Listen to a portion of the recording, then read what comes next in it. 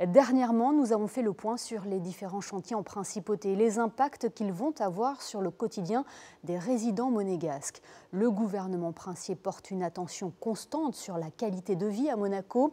C'est pour cela qu'un conseiller interministériel auprès du ministre d'État en charge du cadre de vie et des relations avec les usagers a été nommé en janvier 2019. Il est avec nous ce soir. Bonsoir Albert Croesi.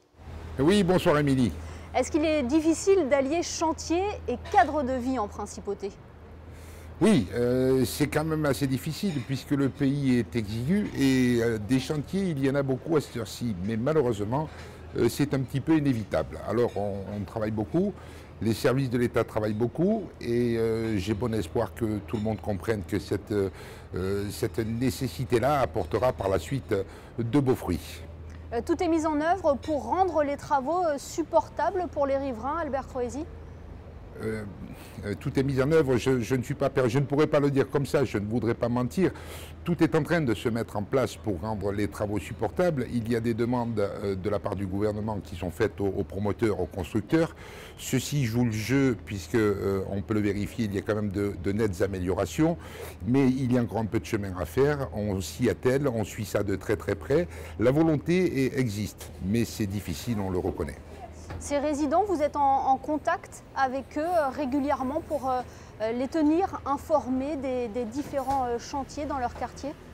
Oui, les résidents m'appellent beaucoup, mon numéro est connu, il est sur les journaux, donc tout le monde peut m'appeler et je réponds toujours. Ceci dit, il y a quand même beaucoup de monde à Monaco, je ne connais pas tout le monde et on s'est rendu compte que les résidents manquaient un tout petit peu d'informations à ce titre. Il a été décidé de mettre en place une cellule information cadre de vie, urbanisation de la ville, qui réunit tous les services de l'État, la DPUM, l'ADO, la direction des travaux publics, les bâtiments domaniaux, monsieur l'administrateur des domaines également, de façon à faire un point hebdomadairement sur les chantiers en cours ou les chantiers à venir et pour en donner l'information. Il est vrai que le résident informé de ce qu'il va se passer ou de ce qu'il est en train de se passer sera probablement plus apte à supporter la nuisance dès lors qu'il sait combien de temps ça va durer et pour quelles raisons il subit ces désagréments. On a pu lire plusieurs plaintes des habitants du quartier Platy, par exemple, qui ont l'impression de vivre sur le chantier. Qu'avez-vous à leur répondre aujourd'hui? Oui, c'est pas faux, leur impression est la bonne impression, ils vivent sur le chantier, mais Monaco est exigu. Ce quartier Platy était quand même un quartier qui date des années 1850. Je ne pense pas que ce soit du luxe que de le refaire, c'est quasiment une restructuration de tout le quartier, pas tout le quartier, mais une grande partie du quartier. Il y avait des appartements, moi j'ai connu des appartements avec encore les toilettes à l'étage. Bon, en l'an 2020, c'est plus permis, donc je pense que là, il y a une opportunité exceptionnelle pour l'État, pour le gouvernement de construire un nouveau quartier qui va pouvoir accueillir un nombre considérable de Monégasques. Il y a une multitude d'appartements qui vont être créés. Il y a des jardins, il y a une crèche, on va augmenter la capacité des parkings. Tout ça, dans 3 ans, on sera très content de le voir et de pouvoir en jouir. Mais il est vrai qu'aujourd'hui, le prix à payer, c'est un peu de désagrément pour les chantiers de la rue, pour les résidents de la rue Platy, mais aussi de l'Hélios et des jardins d'Apolline. Voilà, on est en plein cœur de ces immeubles-là qui sont très habités, donc je peux comprendre les inquiétudes. Vous parlez du quartier Platy, il a été question d'installer des bâches acoustiques pour atténuer les nuisances sonores. Qu'en est-il aujourd'hui? La réglementation dit qu'il faut protéger les chantiers, mettre des systèmes et des protections acoustiques sur les palissades de chantier. Mais la particularité, dans ce cas précis, c'est que la palissade, la limite du chantier sur le boulevard Grenier 3, ce n'est autre que les façades de l'immeuble Hélios et des jardins d'Apolline. Donc effectivement, il a été question ou imaginé, pour mettre une palissade anti-bruit sur la palissade, c'était carrément accroché au balcon des résidents de l'Hélios. Une fois encore, on voit qu'à Monaco, la chance c'est qu'on peut réagir très très vite. Il y a des lois, il y a des règles, et puis ensuite il y a les applications des règles. Donc le gouvernement a compris en quelques jours que cette situation risquait d'être insupportable pour les résidents, de se retrouver sous une bâche, ou en tout cas avec le balcon cerclé d'une bâche, quand bien même celle-ci aurait été cristal de façon à laisser passer la lumière. Donc le gouvernement a réagi, il a été décidé donc de ne pas monter cette bâche anti-bruit, quoi que dise la réglementation, mais on va privilégier la couverture par des matelas phoniques de tous les appareils de forage, les appareils de percussion, et ce sont les appareils de chantier qui vont être isolés de façon à profiter à l'ensemble d'un quartier. Donc ces bâches acoustiques sur les balcons qui ont fait un petit peu réagir ces 2-3 derniers jours ne seront pas posées. Voilà. D'accord. Et concernant les mélèzes et les cèdres? Alors, les Cèdres, c'est un immeuble qui pour l'instant n'est pas concerné du tout, puisqu'il n'y a pas de travaux prévus dans les immeubles, les blocs des Cèdres. En revanche, pour les Mélèzes, une réunion des résidents a été organisée par l'administration des domaines. Elle aura lieu de mémoire lundi 27, donc chaque résident sera informé de la nature des travaux qui seront faits dans l'immeuble des Mélèzes, mais enfin c'est surtout en extérieur, puisque je crois savoir qu'il s'agira de changer des vitres, de mettre des volets roulants phonétiquement convenables, de mener la boucle thalassothermique jusqu'à ces immeubles pour pouvoir enlever la chaudière à fioul tel qu'il est prévu de le faire, en tout cas tel que nous devons le faire avant 2022. Donc c'est tous des aménagements de confort qui, pareil, vont être désagréables aujourd'hui pour les résidents, mais qui apporteront un grand plus à l'issue des travaux. Mais je ne suis pas persuadé non plus que ces résidents auront droit à la bâche pendue à leur balcon, donc d'autres mesures d'isolation phonique seront prises. Des changements de sens de circulation ont été nécessaires. Différents quartiers sont concernés. On parle du quartier Platy, de la rue Platy et de l'avenue de Fontvieille. Là aussi, c'était nécessaire, Albert Croisi. Oui, alors pour Platy, c'est une évidence. En créant plus de 200 appartements sur le chantier dit IDA, les réseaux avaient eux également plus de 50, 60, 80 ans.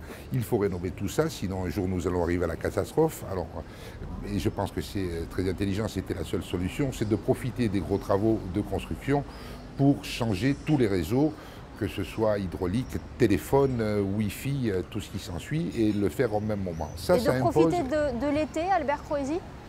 C'est une très bonne idée.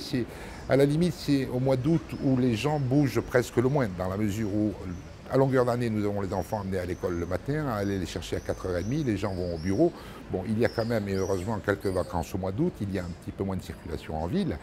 La rue Platy sera toujours empruntable, mais dans l'autre sens. C'est-à-dire qu'aujourd'hui, si on emprunte la rue Platy au niveau du boulevard Régnier 3, qu'on prend la rue Biovès, l'avenue Crevetto-Frères, pour en sortir, eh bien, on va emprunter la rue Platy en montant au bout de l'avenue Crevetto-Frères, où il y a Blue Light. On prend cette petite rue Platy et nous débouchons au pied du parc Princesse Antoinette sur le boulevard de Belgique. Bon, il faut bien comprendre que ça va rallonger un petit peu la boucle pour les personnes qui s'engageront avenue Crevetto-Frères, mais cette rue Platy dans sa partie basse va devenir totalement inutilisable pour quelques mois, mais je pense que M. Puyot l'a évoqué dernièrement sur votre antenne. Tout à fait, donc impossible de descendre depuis le boulevard de Belgique vers le quartier Platy.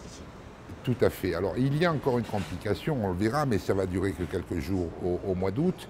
Si on prend le boulevard de Belgique en se dirigeant vers l'hôpital, nous ne pourrons plus prendre la rue Platy et dans son sens descendant. Et au bout du boulevard de Belgique, après le tunnel, nous avons les travaux de Pasteur et du CHPG qui vont eux aussi imposer qu'on coupe de temps en temps, 2-3 soirs d'affilée, je crois, cette rue Pasteur pour refaire les enrobements, pour remonter les bouches d'égout. Et comme tout cadeau n'arrive jamais seul, nous avons un bout de falaise, un bloc de 4 tonnes qui menace de tomber sur la falaise du jardin exotique.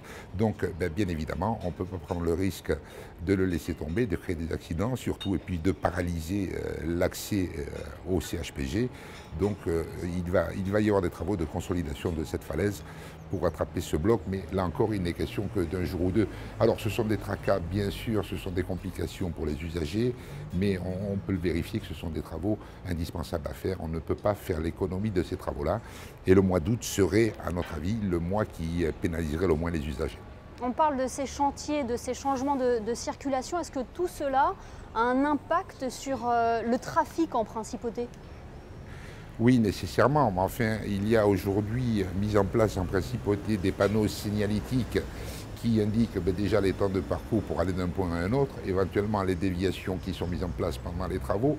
Oui, la ville est petite, nous n'avons pas 15 solutions pour se rendre d'un endroit à l'autre.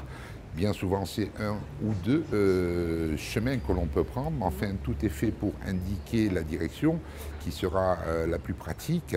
Oui, il y a des incidents sur la circulation en ville, on ne peut pas faire en moins et on doit le reconnaître. On l'a bien compris, Albert Croesi, il faut être patient. Ces travaux sont faits aussi pour la qualité de vie des Monégasques et offriront à terme des logements en plus à la population. Oui, ce ne sont pas que des logements, c'est également des réseaux, c'est important, on n'en a pas conscience parce qu'on ne les voit pas. En fait, tout ce qui est souterrain doit être refait, on est dans un petit peu la reconstruction de la ville. On veut se développer, on l'a dit, on doit se développer, il faut créer des logements. Donc ça passe par quelques moments un petit peu inconfortables, mais je pense que dans l'ensemble, les résidents, les usagers le comprennent très très bien. Après, je veux décerner la palme du bon journaliste à ce journaliste du quotidien local qui nous fait une belle publicité en annonçant qu'on bouche les accès à Monaco, que l'autoroute est fermée, qu'il y a des bouchons partout. Je peux vous dire qu'il s'est fait copain avec tous les restaurateurs, tous les commerçants de la principauté, qui aujourd'hui ont besoin de travailler et qui attendent impatiemment que les touristes viennent nous voir. Je n'ai jamais vu le quotidien du Var indiquer qu'il faut 2h30 pour aller de Sainte-Maxime à Saint-Tropez. On est une ville qui vit, qui a besoin de vivre comme les autres, qui est attrayante, qui intéresse beaucoup de monde. Je pense qu'il faut arrêter peut-être de montrer le mauvais côté, parce qu'on peut en trouver à tous les instants. Mais il y a aussi de très beaux côtés, il y a une qualité de vie, pour preuve, les gens veulent venir. Il faut être un petit peu patient, c'est dans toutes les villes, dans toutes les grandes villes du monde, ou dans toutes les villes qui vivent et qui ont des attraits, où on subit ce genre de désagréments. Voilà, ce n'est pas propre à la principauté de Monaco. Et il y a quand même bien d'autres choses à souligner et à relever qu'une barrière que l'on ferme à un moment donné pour pouvoir faire des travaux indispensables. Merci beaucoup. Je vous en prie, merci beaucoup Émilie, bonne soirée.